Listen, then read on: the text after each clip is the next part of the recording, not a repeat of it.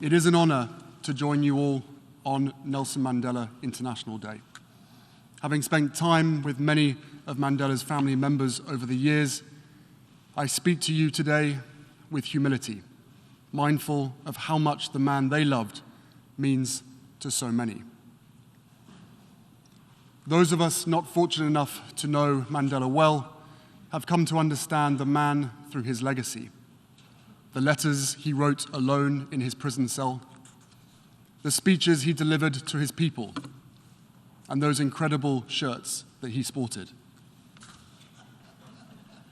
We've also come to know him through the photographs of a person who, even when confronting unimaginable cruelty and injustice, almost always had a smile on his face.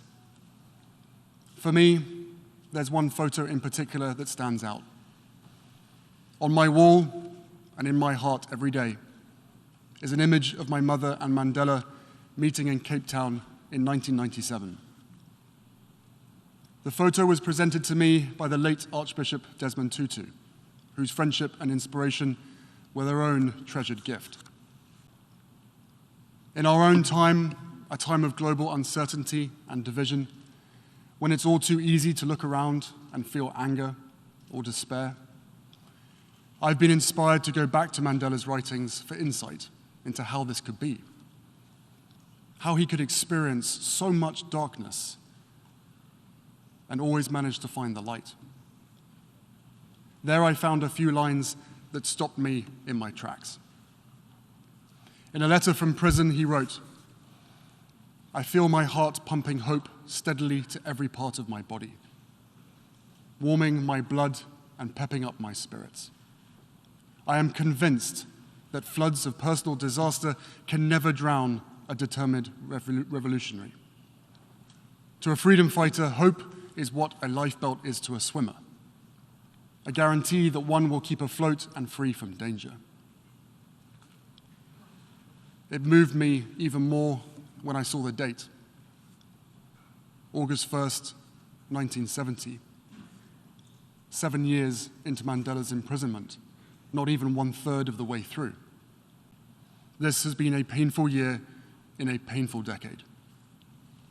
We're living through a pandemic that continues to ravage communities in every corner of the globe. Climate change wreaking havoc on our planet, with the most vulnerable suffering most of all. The few weaponizing lies and disinformation at the expense of the many. And from the horrific war in Ukraine to the rolling back of constitutional rights here in the United States, we are witnessing a global assault on democracy and freedom, the cause of Mandela's life. According to Freedom House, our world has grown less free every year for more than a decade and a half. This is a pivotal moment, a moment where multiple converging crises have given way to an endless string of injustices, a moment where ordinary people around the world are experiencing extraordinary pain.